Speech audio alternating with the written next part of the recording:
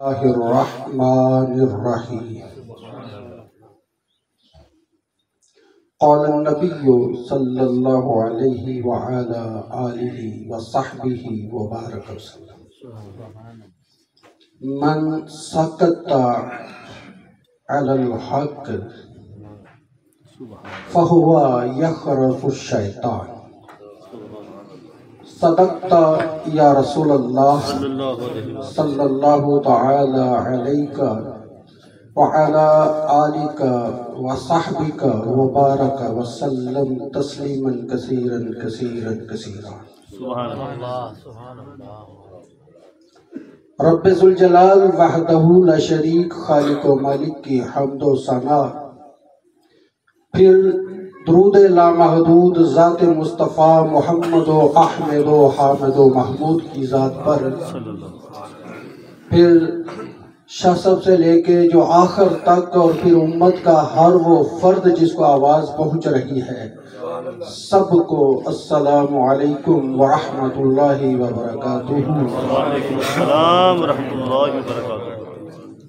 سب سے پہلے تو سب دوستوں سے معذرت اس بات پہ کہ بے وجہ لیٹ ہو گیا۔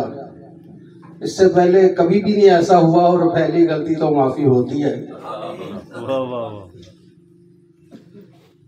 کبھی ٹائم دے کے کہیں بھی وعدہ کر کے، شاہی جانتے ہیں یا جو دوست جانتے ہیں، میں نے 1 منٹ کی بھی گڑبڑ نہیں کی۔ آج 18 منٹ لیٹ ہو گیا، تو 18 بار آپ سے معذرت کرتا ہوں، 1800 بار معذرت کا آپ کو انتظار کرنا پڑا۔ آپ دیر سے بیٹھے ہیں اور میں دیر سے آیا ہوں، اور انشاءاللہ اس دیر کو کور کرنے کی کوشش کروں گا۔ سبحان اللہ۔ آج شاہ جی قبلہ نے جو موضوع عطا فرمایا، اس کا عنوان بظاہر دیکھنے میں بڑا ہلکا ہے، اور اس کی حیثیت کو دیکھو تو بڑا ٹف ہے، بڑا بھاری ہے، پر اس معاشرتی خرابیوں میں اور بھی بھاری ہو گیا۔ ہر بندہ یہ چاہتا ہے اور یہ ڈیمانڈ کرتا ہے کہ میرے ساتھ سچ بولا جائے۔ بے شک۔ کوئی بندہ کہتا ہے میرے ساتھ جھوٹ بولا جائے نہیں، لیکن جب اس کے ساتھ سچ بولا جاتا ہے تو اسے ہضم نہیں ہوتا۔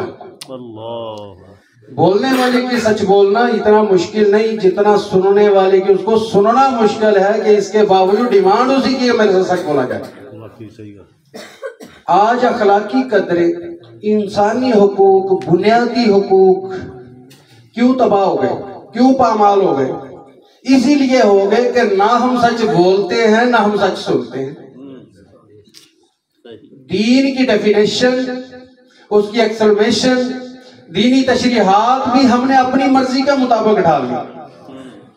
سب سے بڑی بد اخلاقی یہ ہے کہ مجھے دوسرے کی آنکھ کا تیر نظر آتا ہے اور اپنی آنکھ کا شاہ تیر نظر نہیں آتا۔ اخلاق میں، اخلاقیات میں، ہیومن رائٹس میں، بنیادی حقوق میں سب سے پہلی بات یہ ہے کہ مجھے دیکھنا ہوگا میرے کرتوت کیا ہے۔ مجھے اپنے اعمال نہیں دیکھنے ہوں گے، مجھے اپنے صرف طور دیکھنے ہوگے کہ میرے اطوار کیسے، میرا طور طریقہ کیسا ہے، میرے رہنے سے کیا جو میری دنیا میں تخلیق کی وجوہات تھی وہ پوری ہو رہی ہیں۔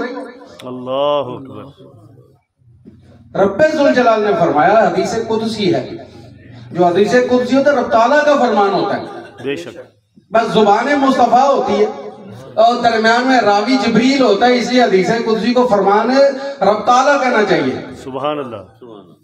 فرمایا کنت کنزا مخفیا فاحببت ان اعرف فخلقت الخلق۔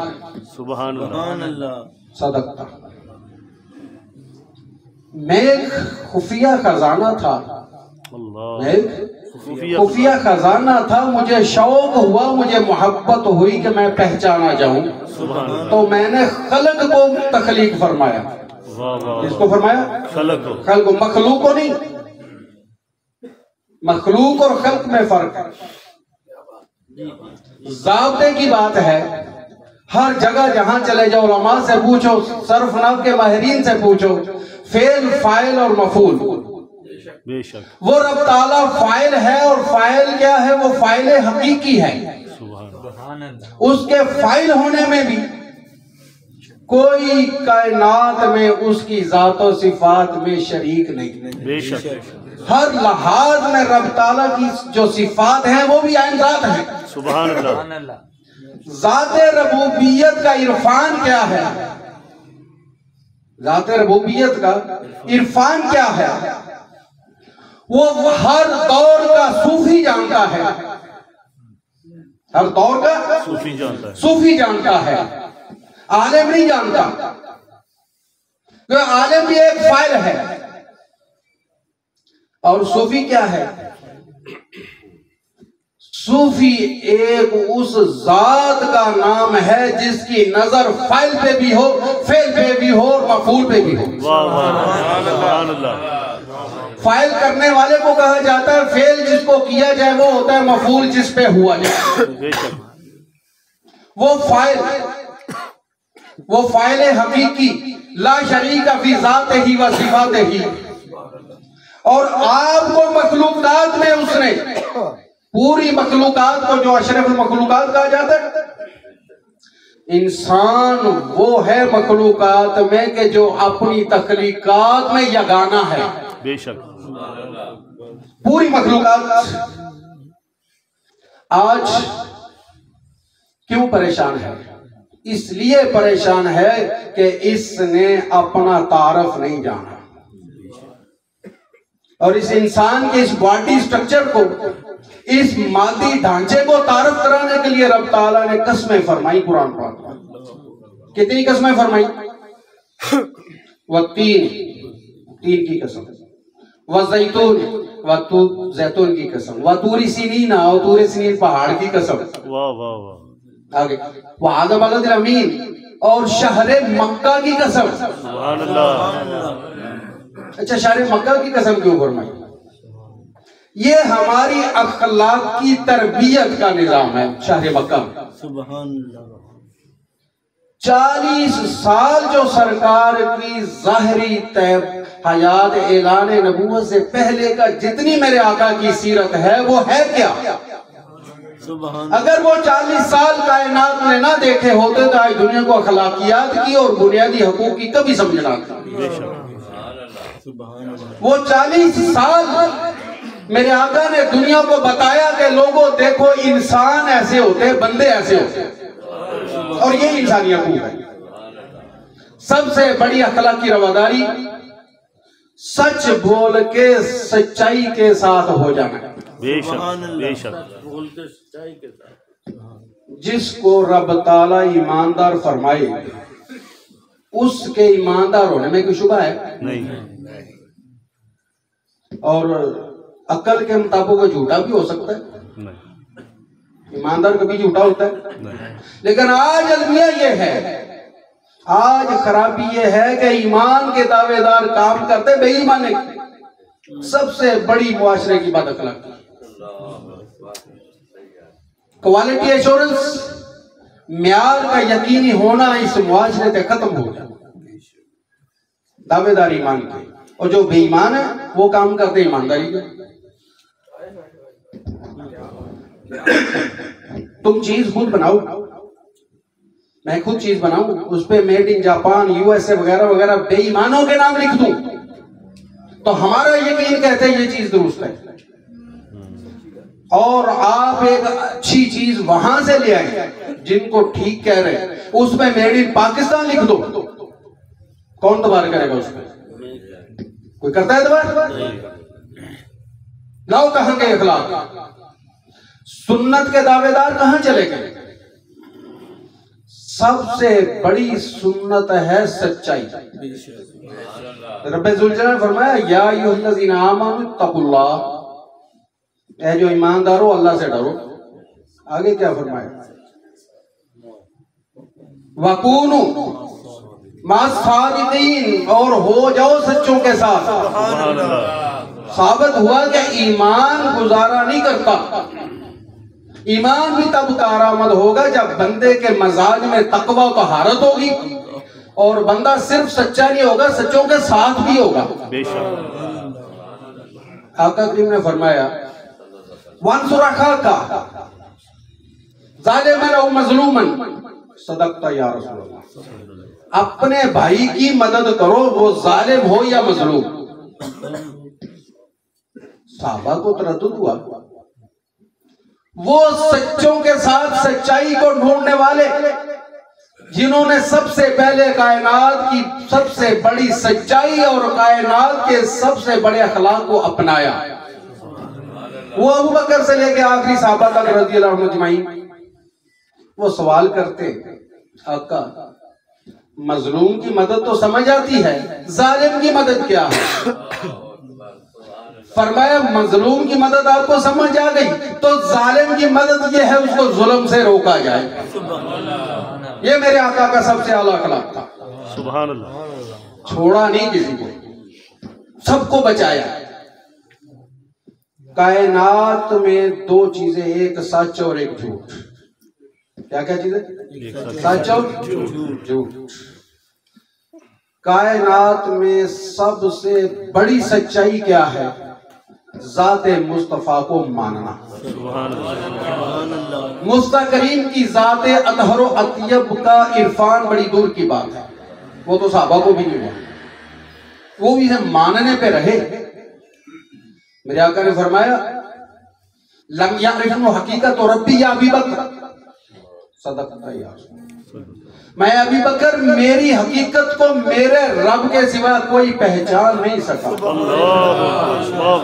साबित हुआ कि कायनात सिर्फ मान ही सकती है, तो हम भी मान ही सके।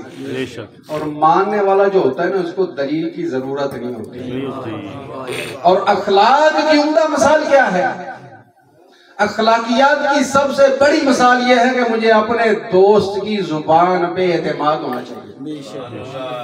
मुझे अपने दोस्त की जुबान पे, अपने भाई की, अपने मौसलों की, माहौल पे यकीन होना चाहिए कि ये बात ऐसे है तो ऐसे ही है, इसने इसकी तरदीद की तो फिर भी ऐसे, तस्दीक की फिर भी ऐसे।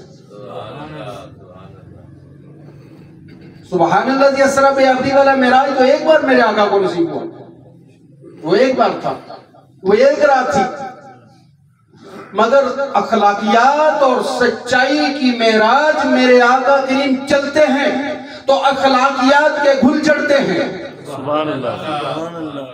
मेरे आका बैठते हैं तो अखलाकियात की खुशबुएं मुआशरे को मुअत्तर करती हैं। मेरे आका खाते हैं, मेरे आका पीते हैं, मेरे आका पहनते हैं, मेरे आका लेन देन करते हैं, तो क्या होता है? ये सारा अखलाक है। अखलाक किसको कहा जाता है? अखलाक थ्योरी है उस चीज की जिसके सबब से दुनिया अपनी प्रैक्टिकल लाइफ को गुजार सके। ये मीठी जुबान, ये मीठे मीठे अल्फाज, ये अखलाकियत का एक छोटा शोबा है। अखलाकियत का एक छोटा शोबा है।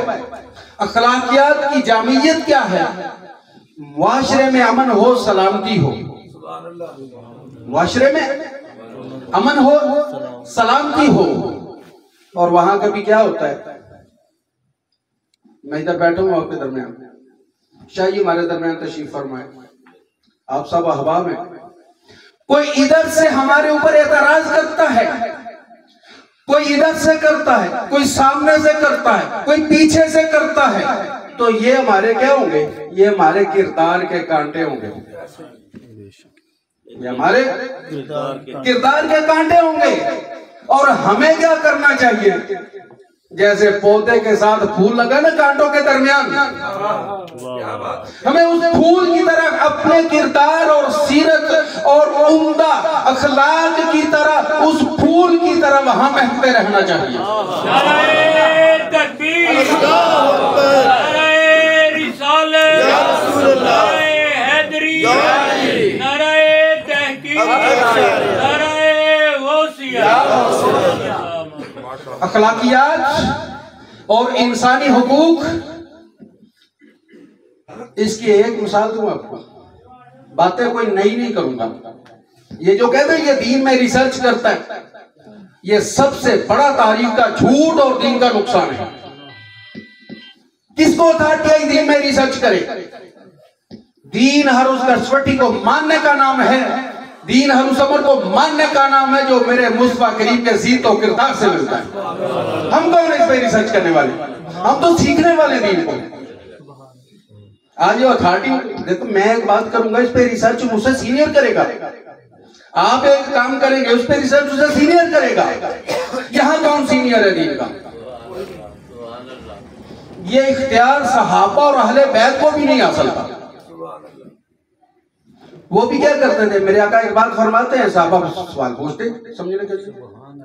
ارے تم پوچھتے رہے، اور اس لیے نہیں پوچھتے تھے کہ تکذیب کرے، اس لیے پوچھتے تھے انہیں سمجھ نہیں آتا تھا. جیسے میں دیکھ سنا ہی ظالم مظلوم والی، سمجھنے کے لیے پوچھتے، بات سمجھ نہیں آتی تھی. اور جو بات سمجھ آتی تھی مانتے تھے اس کو، واحد نہیں عمل کرتے. واحد کائنات میں ایک ذات ہے، وہ خالق و مالک، وحدہ لا شریک، خالق و مالک لا شریک اپنی ذات و صفات میں. اور دوسرے وحدہ لا شریک ذات دنیا میں کون ہے؟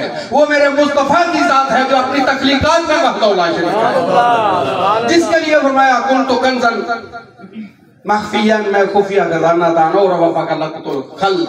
انہوں نے فرمایا انا اول الخلق، میں سب سے پہلی خلق ہوں، مخلوق نہیں فرمایا.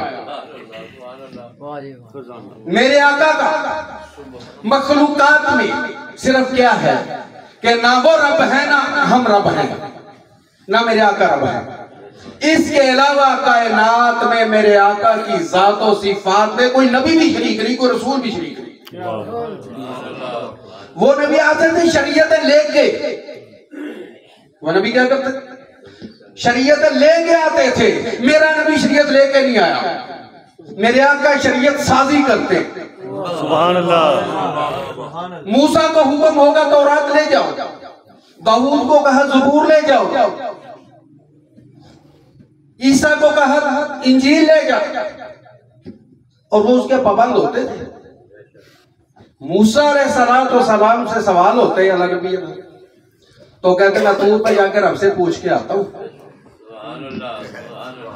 داؤد کہتے ہیں میں زبور پڑھ کے سناتا ہوں، عیسیٰ کہتے ہیں میں انجیل پڑھ کے سناتا ہوں. کبھی میرے مصطفیٰ نے کہا میں قرآن پڑھ کے سناؤں گا. ادھر میرے آقا کی بار کے میں سوال آتا ہے، ادھر رب تعالیٰ جواب دیتا ہے. آیت نازل فرماتا ہے، کیا بات ہے. ادھر میرے آقا کچھ سوچتے ہیں، رب تعالیٰ اس کو قرآن بنا دیتا ہے. سبحان اللہ. بے شک یہ میرے آقا کی سیرت و کردار ہے پورا قرآن الحمد سے والناس تک. سبحان اللہ. سیدہ ام المومنین عائشہ صدیقہ رضی اللہ عنہا و صلاۃ اللہ سلام اللہ علیہا. سبحان اللہ. واہ واہ. پوچھا ام المومنین، اچھا ایک بات اس کے، یہ جو لوگ بڑے نا بڑھوتی سے کہہ دیتے اماں عائشہ، امی عائشہ، یہ جملے چلتے ہیں، آپ اشتہارات میں پڑھیں گے. ہمارے ہاں بھی اب یہ جراثیم آ گیا، اور یہ انتہائی گندا جراثیم ہے. وہ کوئی ہماری امی نہیں، وہ کوئی ہماری ماں نہیں، وہ مجموعی طور ام المومنین درجاتن ہے. قرآن نے تردید کر دی اس بات کی. یہ جو لوگ جملہ بولتے ہیں بڑے امی عائشہ نے یہ ہوگا، پھر ان کے گلے دیکھنے والے ہوتے ہیں اور ان کے سینے پھٹنے کو ہوتے ہیں. آپ نے سے بڑی محبت کر رہے ہیں اور یہ توہین کر رہے ہیں. آپ کی امی وہ ہے جو آپ کے ابے کے نکاح میں ہے، دوسرے کو امی نہیں کہہ سکتے. نانی امی، دادی امی، یہ اعزازن کہا جاتا ہے. جو امی سے مراد میری امی ہوگی تو وہ ام المومنین درجہ تن ہے. سرکار کو جب تعالیٰ فرما دیا کہ یہ مردوں میں سے کسی کے باپ نہیں، اور رجال کا لفظ ہے وہاں، رجال کا لفظ بطور لفظ اس کا معنی مرد نہیں، اس کا معنی ہے یہ ٹرم ہے. عرب میں رجل مردوں کو کہا جاتا ہے. تو قرآن چونکہ محاورہ عرب پہ نازل ہوا اور سرکار نے بھی یہی فرمایا اقرؤ القرآن بلحون العرب واصواتها، قرآن کو عرب کے لب و لہجے میں پڑھو. لیکن سمجھنا کیسے؟ یا تو اس پہ حدیث موجود ہو کہ میرے نبی نے یہ حدیث فرما دی اس آیت کے بارے میں، پہلے تو یہ سمجھ کی بات. اور دوسری بات کیا ہے، صحابہ اور اہل بیت نے کیسے سمجھا. پھر اگر اس میں صحابہ اور اہل بیت کا اختلاف آئے تو دیکھنا یہ پڑے گا کہ رائے محکم و مستقیم کس کی ہے. تو عائشہ رضی اللہ عنہ فرماتی ہیں صحابہ نے پوچھا ام المومنین میرے آقا ہمارے آقا کے صلی اللہ علیہ وآلہ وسلم کے اخلاقیات تو بتائیں. فرمایا کان خلقہ القرآن. کانا فرمایا کانا تھا خلقہ ان کا اخلاق القرآن اللہ کا قرآن. یعنی جو میرے آقا کرتے ہیں رب تعالیٰ اس کو قرآن بنا کے دنیا پہ قانون لاگو کرتا ہے. یہ ہے اعلیٰ اخلاق. ہمارا بھی اخلاق ٹھیک ہوگا نا جہاں تو ہمارے دوست ہمارے بھائی ہمارے بڑے اس کو اپریشیٹ کریں گے. لیکن ٹھیک تو میرے محبوب کی سنت مطہرہ کے تابع تو ہو. علیکم بسنتی تم پر لازم ہے میری سنت. اور ہماری خوش بختی ہے کہ ہم اہل سنت ہیں. ایک لفظ چلتا ہے اہل حدیث یہ ان کا ذوم ہے. ان کو سنت سمجھ نہیں آئی ان کو حدیث سمجھ نہیں آئی. اگر حدیث سمجھ آ جائے تو اہل حدیث نہیں بن سکتا. ذخیرہ احادیث میں 20 حدیثیں میں آپ کے سامنے رکھ سکتا ہوں. علماء حدیث جو شیخ الحدیث ہیں ان سے پوچھئے محدثین سے پوچھئے کتنی حدیثیں آج کا مفتی آج کا مجتہد اس پہ اجتہاد کرے فتویٰ دے کے تو دکھائے. بس وہ ذخیرہ حدیث میں بطور حدیث رہی. سنت ہے جس پہ عمل کیا جائے گا من وعن. سنت پہ عمل کیا جائے گا کیسے؟ حدیث کی روشنی میں. حدیث مبارک اس آفتاب کا نام ہے جو کسی کے قول و فعل پہ روشنی ڈال کے بتاتا ہے یہ کرنا ہے یہ نہیں کرنا یہ ٹھیک ہے یہ غلط ہے. اگر ہم نے قرآن کو اپنایا ہوتا تو آج ہمارے حقوق سلب نہ ہوتے. اگر ہم نے قرآن کو سمجھا ہوتا صرف ثواب کے لیے وہ دور کر کے نہ رکھا ہوتا مردوں کو سنانے کے لیے نہ رکھا ہوتا. مرتے ہوئے جو یاسین سناتے کاش اس کو یاسین پہلے یاد کروائی ہوتی. یہ حق ہے یہ حقوق ہیں. جب یہ دینی حقوق سے ہم نے روگردانی کی دینی اخلاقیات سے ہم نے دوری اختیار کی تو آج ہمیں کہیں روٹی کی تنگی ہے کہیں پانی کی تنگی ہے کہیں بستر کی تنگی ہے کہیں ماں گستاخ ہے کہیں باپ گستاخ ہے کہیں اولاد گستاخ ہے. سب گستاخ ہیں. گستاخیوں کا ایک نیٹ ورک بن گیا. اب سوچیں گے باپ کیسے گستاخ ہے ماں کیسے گستاخ ہے. وہ ماں وہ باپ جو اپنی اولاد کو اپنے رب کا دین نہیں سکھاتا وہ گستاخ ہے. معاشرے کی بات رکھوں آپ کے سامنے. آج سردیاں آ گئی صبح نماز کا وقت ہوتا ہے. سو جا بچے سردی ہے. قاری صاحب آگے قاری صاحب سردی بڑی بچے نہیں اٹھے. اسی بچے کو ڈنڈے مار مار کے سکول بھیجا جاتا ہے. اسی بچے میں کیا یہ ماں باپ کی گستاخی نہیں؟ جو ماں باپ رب تعالیٰ کی گستاخی کریں گے تو بچے ان کا ادب نہیں کریں گے. حالات کیا ہے؟ اتنا قاعدہ ایک صفحہ جو الف با والی پٹی وہ بچہ جب پڑھنے جاتا ہے تو سینے پہ لگا کے جاتا ہے. ادھر پی ایچ ڈی کی کتابیں ہوں گی تو بیگ پیچھے ڈالا ہوگا. جو بستہ اور بیگ پیچھے ہے وہ تمہیں کیا دے گا؟ علم تو روشنی ہے. روشنی آگے ہوتی پیچھے ہوتی. علم و نور. رب تعالیٰ نے فرمایا قُلْ رَبِّ زِدْنِي عِلْمًا. صدق اللہ العظیم. محبوب مجھ سے علم زیادہ مانگ اور زیادہ مانگ. اب چاہیے کیا تھا؟ To the point. بات یہ بنتی تھی کہ یا اللہ دے دے کہ اور کوئی بات نہیں. شاہ جی مجھے یہ آپ کو کہیں مانگ لو کہ ہم مانگتے تو ہم کچھ مانگ لیں گے. جو تو مانگیں گے کیا جو ہماری سوچ کے مطابق ہوگا ہماری ضرورت کے مطابق ہوگا. وہاں میرے آقا نے کیا فرمایا؟ معاشرے کی تشکیل کر دی. یہ نہیں فرمایا کہ یا اللہ پھر دے دے زیادہ. فرمایا اللہم ارزقنا علما نافعا. میرے رب تعالیٰ مجھے وہ علم دے جو مجھے نفع دے. اور یہ علم کا حق ہے. اس کا مطلب میرے آقا جانتے کہ علم کی 2 قسمیں علم نافع اور علم غیر نافع. جیسے عقل سلیم اور عقل خبیث. اور یہ عقل خبیث جہاں آتی ہے وہاں معاشرے کے حقوق ختم کرتی ہے. عقل خبیث اس طرح کی قانون سازی کرواتی ہے. عقل خبیث نیو ورلڈ آرڈر لے کے آتی ہے اور عقل خبیث اس کو قبول کرتی ہے. اور عقل سلیم کیا کہتی ہے؟ 27ویں کی رات ہمیں رب تعالیٰ نے فائنل ورڈ آرڈر دے دیا. اب بتاؤ کس کا حقوق سلب ہوگا؟ واہ واہ واہ. آج ہیومن رائٹس کی تنظیمیں ہیومن رائٹس کے نام پہ جو بد مذہبی اور لادینیت پھیلا رہی ہیں، اسی لیے ہیں ہم قرآن سے دور ہیں. میں آپ سے وہ مانگوں گا جس کی مجھے ضرورت ہو، بے شک. اور جو میرے پاس ہوگا وہ مانگ کے کیا کروں گا؟ یہ میرے پاس ایک ٹوپی میری ضرورت پوری کرتی ہے، میں دوسری کو کیا کروں گا؟ ایک وقت میں کتنی ٹوپیاں پہنوں گا؟ 10 ٹوپیاں میرے پاس بڑی خوبصورت، وہ ڈالتا میں اوپر سے، کیا انسان لگوں گا؟ بھروپیا لگوں گا؟ بھروپیا لگوں گا؟ جاہل لگوں گا؟ پاگل لگوں گا؟ بے وقوف لگوں گا؟ اور ہر خرابی نظر آئے گی. اچھا ہوا کیا؟ ڈالی تو ٹوپیاں ہیں، مگر ایک ٹوپی حق تھا، دوسری تیسری چوتھی کیا؟ وہ جب وقت میں ڈالو. اب کوئی بندہ کہے فجر کے وقت ساری نمازیں پڑھ لوں، پڑھ جائیں گی؟ نہیں. اسی طرح یہ نظام چلے گا معاشرے کا. کیسے چلے گا؟ جو میرے آقا نے کیا وہ کرنا ہوگا، جس سے میرے آقا نے روکا ہے اس سے رکنا ہوگا. میرا اللہ فرماتا ہے جو یہ میرا محبوب دے دے وہ لے لو، جس سے روکے اس سے رک جاؤ. سبحان اللہ. واہ واہ. آج کا جس کو کہتے ہیں ریلیجیس ریسرچر، دینی محقق، وہ 20 قسم کی تحقیق کرتا ہے. جو براہ راست دین صاحب شریعت سے دین سیکھ رہے ہیں وہ تو اس پہ اعتراض نہیں کرتے. تو ہمیں بھی حق حاصل نہیں. ہمیں کیا کرنا ہوگا؟ جب تک ہم دینی حقوق ادا نہیں کریں گے، جب تک ہم دینی حقوق ادا نہیں کریں گے تو ہمیں معاشرتی حقوق مانگنے کا حق نہیں بنتا. بے شک. ظلم کیا ہوا؟ ہمارے وہ دیوبندی ہے، بریلوی ہے، وہابی ہے، سب کے سلیبس میں، درس نظامی کے سلیبس میں محض ہی پڑھائی جاتی ہے. پوچھو علماء سے، وہ قدیم یونانی فلسفے کی کتاب ہے.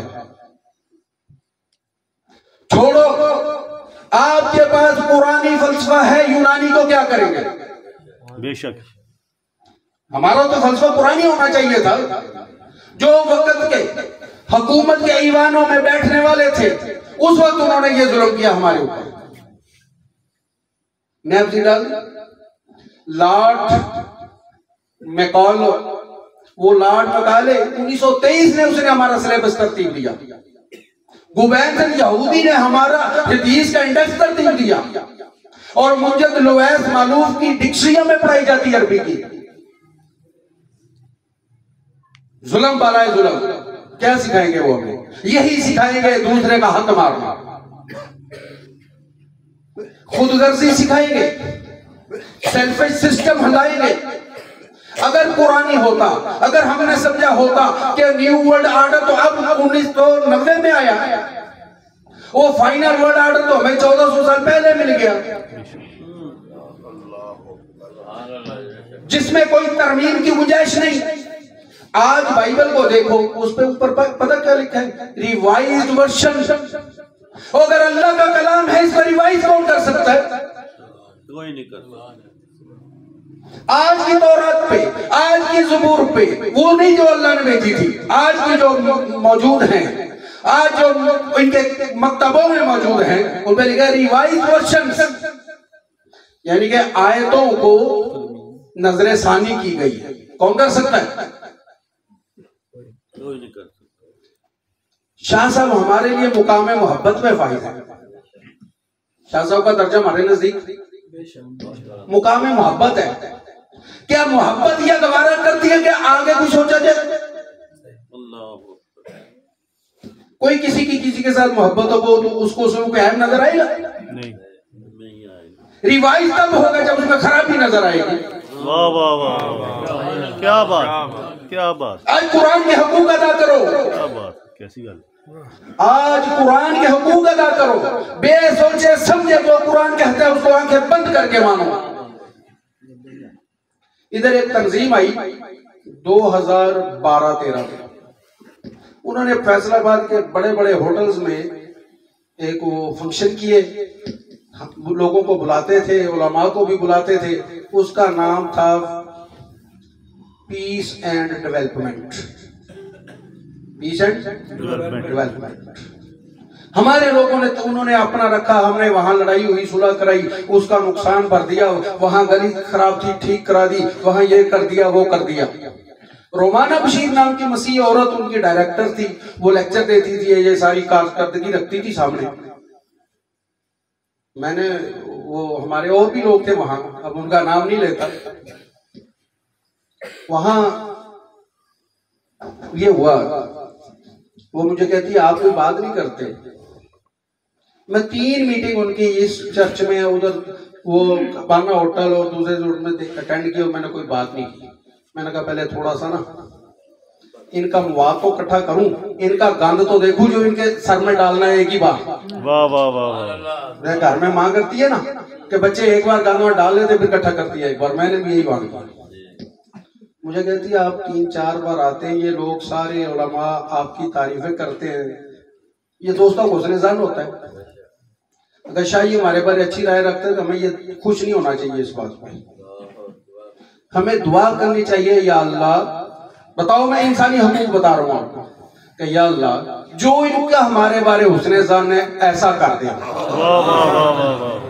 دوستوں میں اچھی رائے رکھتے ہیں، کیا بات، دوستوں میں خرابیاں نہیں نظر آتی۔ تو میں نے اس کو کہا یہ دوست سے محبت کرتے ہیں، مجھے تو کسی بات کا نہیں پتا۔ کہتی نہیں آج آپ نے بات کی، ریکارڈنگ اس کی موجود ہے۔ میں نے کہا پہلی بات میں آپ کے ہاں گفتگو اس لیے نہیں کرتا کہ آپ کی تنظیم کا نام غلط ہے۔ نام کیا تھا؟ پیس اینڈ ڈیولپمنٹ، امن اور ترقی۔ میں نے کہا اس کا مطلب یہ ہے کہ امن اور چیز ہے، ترقی اور چیز ہے، تو غلط نام ہے۔ ترقی تو امن سے ہوتی ہے، اور جو ہمارے اصطلاح میں اور کہا جاتا ہے مغایرت بین اللفظین، 2 لفظوں کے درمیان جدائیگی کو اور کہا جاتا ہے، گلاس اور جگ، کرسی اور میز، بے شک، کیمرہ اور سٹینڈ، چھاتا اور دوئی۔ واہ واہ واہ، اور کا مطلب پچھلی چیز پیچھے رہ گئی، اگلی آگے آگئی، پچھلی بات ختم ہو گیا، آگے دوسری بات شروع ہو گئی۔ یہ کہتی ہے ابھی تک ہم پہ کسی نے اعتراض نہیں کیا۔ میں نے کہا نہیں کیا تو مجھے کیا تکلیف ہے ان سے؟ واہ واہ، میرے سامنے بات آپ نے رکھی، میں آپ سے بات کر رہا ہوں، میری بات کو لاجیکلی فلسفیکلی غلط ثابت کر دو۔ اس طرح سے وہ ہمیں کیا بتاتے ہیں کہ اسلام کسی کو کوئی حق نہیں دیتا، یہ دینا مقصد، کہنا ان کا مقصد ہوتا ہے۔ یاد رکھنے کی بات ہے، کائنات میں اگر دین اسلام کسی کو کوئی حق نہیں دیتا تو یاد رکھو وہ حق ہے ہی نہیں دنیا میں۔ اگر کوئی حقوق ہیں کائنات میں کسی کے تو اسلام دیتا ہے، اسلام اس کا ضامن ہے۔ واہ جی واہ، سبحان اللہ۔ نبوت اور رسالت اور سارے درجات کے بعد اہم ترین درجہ کون سے جو قیامت تک ہر بندہ حاصل کر سکتا ہے؟ وہ درجہ ہے شہادت کا۔ کون سا درجہ؟ شہادت۔ وہ شہادت کا درجہ ہے، اور رب تعالیٰ اس کے سارے گناہ بھی معاف کرتا ہے، اس کے درجات، اب لمبی بات نہیں کروں گا، درجہ شہادت ہے سب سے بات۔ اور اگر شہید نے کسی کا قرض دینا ہو، کیا رب تعالیٰ اس کو معاف کرتا ہے؟ قرضہ نہیں معاف کرتا رب تعالیٰ۔ بیویوں حق میں نہیں ادا ہوا، شوہر فوت ہو گیا، تو شریعت کیا کہتی ہے؟ شریعت کہتی ہے پہلے اس کی وراثت میں اس کا حق مہر ادا کرو، پھر اگلی بات حق مہر پہلے نکالا جائے گا۔ اب جو یہ عورتوں کے حقوق کے نام پہ بے حیائی اور فحاشی پھیلاتے ہیں، کیوں؟ اس لیے کہ ہمارا آج کا نوجوان ہر چیز سیکھتا ہے، قرآن نہیں سیکھتا۔ سب سے پہلا ہمارا حق قرآن ہے، قرآن کے بعد دوسرا حق میرے آقا کا فرمان ہے، اور تیسرا ہمارا حق اس پہ عمل کرنا ہے۔ جب میں ایک بات آپ کو کہوں میں عمل نہیں کروں گا، میرا اس پہ عمل نہیں ہوگا، تو میرے قول و فعل میں تضاد آ جائے گا، اور میں نے آپ کو کہہ کے وہ حق نہیں دیا، میں نے آپ پہ ظلم کیا ہے وہ بات کر کے جو میں عمل نہیں کرتا۔ جھوٹ اس معاشرے میں ایک ٹیکنالوجی بن گئی، جھوٹ ایک ٹیکنالوجی بن گئی فتنہ فساد کی۔ اور جھوٹ کی کیفیت کیا ہے؟ लअनतुल्लाहि अलल काज़िबीन। रब ताला फरमाता है झूठों में मैं लानत डालता हूँ, और जिस पे रब ताला लानत डाल दे उसको बचाने वाला कौन है? और रब जिस पे लानत डाल दे, क्या नबी सल्लल्लाहु अलैहि वसल्लम उसकी सिफारिश करेंगे? उसकी शफाअत रसूलुल्लाह भी नहीं फरमाएंगे। क्यों नहीं फरमाएंगे? कि सच्चाई तो मेरे आका का मनसब है, और मेरे आका झूठे की शफाअत करे, झूठे की सिफारिश करे, तमाम हकूक जाया हो गए। मेरे आका ने जब अपना तारुफ कराया, लोगों को इकट्ठा किया, तो दुनिया का के रखा क्या? उस वक्त जिनको कुरान और दुनिया की तारीफ जाहिल कहती है, वो भी सच्चाई से आशना थे, वो भी दयानतदारी से आशना थे। मुआशरती बुनियादी हुकूक और अखलाकियात सच्चाई और दयानत के साथ चलेंगे। जिस मुआशरे में सच्चाई और दयानत खत्म हो जाएगी, उस मुआशरे में कोई किसी को हक नहीं मिलेगा। फिर तो क्या होगा? फिर जंगल का कानून होगा, फिर आपके ऊपर मार्शल लॉ लगता है। मार्शल लॉ का क्या माना है? मार्शल का मतलब जंगली, और लॉ का मतलब कानून, यानी जंगल का कानून। और आपने तो गुज़िश्ता कितने सालों से ये सहा है, कितने सालों से बर्दाश्त किया। वही तो पीस एंड डेवलपमेंट था। मैंने कहा तुम्हारा पीस, जिसको तुम अमन कह रहे हो, वो मुआशरे को तरक्की से वैसे ही जुदा कर रहा है। अमन होगा तो तरक्की होगी। उसने ना कई तरह के मुझे दलाइल दिए। मैंने कहा मुझे एक ही बात हो, इतनी लंबी बातें मैं नहीं करता, बताओ अमन के बगैर तरक्की आएगी? कहती नहीं आएगी। मैंने कहा अमन के बगैर तरक्की नहीं आएगी, तो पहले अमन कायम करो। दुनिया में जाओ, जो दुनिया के अमन के अलंबरदार हैं, दुनिया से सबसे बड़े जालिम बदअमन वो हैं, और हम उन्हीं को फॉलो करते हैं। क्यों? फरमाया आमालुकुम उम्मालुकुम, तुम्हारे अमाल तुम्हारे उम्माल हैं, तुम्हारे हुक्मरान हैं। हमें अपने अमाल दुरुस्त करना होंगे। जब मैं अपना फर्ज अदा कर दूंगा तो कानून फितरत है, मेरा हक मिल जाएगा मुझे। मैं अपना फर्ज अदा नहीं करता तो हक का तलबगार कैसे बनता हूं? हर बंदा अपने हक मांगता है। औलाद अपने हक माँ बाप से मांगती है, माँ बाप अपने हक मांगते हैं, बहू अपने हक मांगती है, बेटा अपने मांगता है, दामाद अपने मांगते हैं। हर तरफ हक का शोर पड़ा है। हमारे हक दे दिया जाए, हमारे हकूक दे दिए जाए। और भाई तुम्हारे फराइज कौन अदा करेगा? फराइज अदा होंगे तो हक मिलेगा। क्यों सुबह से नमाज फर्ज है हमारे ऊपर? इशा तक सोने तक नमाज ही क्यों इतनी फर्ज है? इससे बताया यह जा रहा है कि फराइज की अदायगी के बगैर अगर कोई बंदा हक मांगता है तो उसका हक गलत क्या बनता ही नहीं। मेरे पास पैसे नहीं है तो मैं किस दुकान से चीज मांग सकता हूं? मांग सकता हूं? मेरे पे फर्ज है कि मैंने जो खरीदने उसके लिए पैसे लेके जाऊं, मतलूबा रकम लेके जाऊं। मेरे पास वो नहीं है तो वो दुकानदार मुझे सौदा देगा, दूसरी मैं उधार ले आऊंगा। अब मेरे पास देने की हैसियत नहीं है तो पहला तो ये फर्ज है मैं वो चीज खरीदूं ही ना जिसके पैसे मैं दे नहीं सकता, उधार कर भी नहीं दे सकता। अब जब मैंने गैर जरूरी उधार किया, अब जाऊंगा दुकान, वो कहेगा ला पहले तो अगले पैसे लेके आ। अब मेरी होगी बेइज्जती। अब जो मेरी वो बेइज्जती होगी, अब कौन बेवकूफ मुझे कहेगा कि तू हक पे, तू ठीक है। लेकिन वो जो अमेरिका का आया था ना न्यू वर्ल्ड ऑर्डर, वो कहेगा नहीं नहीं सर टक लगाओ। टक लगाने की इस्लाम में गुंजाइश नहीं। इस्लाम क्या कहता है? एदिलू, अदल करो। अदल यह है कि मैंने ये गिलास यहां से उठाया और यहीं रखूं, यहां ना रखूं, ये अदल है। अदल मुझे गुंजाइश नहीं देता कि मैं इस ढक्कन को गैर जरूरी तौर पर उठाऊं। मुआशरती हकूक का पहला तकाजा यह है कि बंदे को जरूरतमंद बनना चाहिए, ख्वाहिशमंद न बनना चाहिए। जरूरत है रब ताला ने अपने जिम्मा ली है, ख्वाहिशें नहीं ली। ख्वाहिशों का मकाम जन्नत है और जन्नत में जाने के लिए تلواریں بھی برداشت کرنا پڑیں گی، جیلوں کے کوڑے بھی برداشت کرنا پڑیں گے، جنت میں جانے کے لیے گھر میں بھوکا بھی رہنا پڑے گا، جنت میں جانے کے لیے سردی کی راتوں میں ماں باپ کی خدمت بھی کرنا پڑے گی، جنت میں جانے کے لیے اپنی اولادوں کے حقوق کا خیال کرتے ہوئے وہ دھوپ میں مزدوری بھی کرنا پڑے گی، گرمیوں میں، سردیوں میں ٹھنڈ میں مرنا پڑے گا، پڑوسی کا خیال کرنا پڑے گا۔ میرے آقا نے پڑوسیوں کے حقوق جب بیان کیے تو صحابہ فرماتے ہیں مجھے ڈر ہوا، ہمیں ڈر لگا کہ کہیں میرے آقا پڑوسی کو وراثت میں حقدار نہ ڈال دے، پڑوسیوں کا حق ہماری وراثت میں نہ ڈال دے۔ تو میرے آقا کریم خلق تھے، خلق ہیں، قیامت تک کی خلق آقا ہیں، وہ خالق ہے، ہم مخلوق ہیں۔ اور مخلوق کا تعارف میں بتا رہا تھا آپ کو، 5 قسم کو بعد فرمایا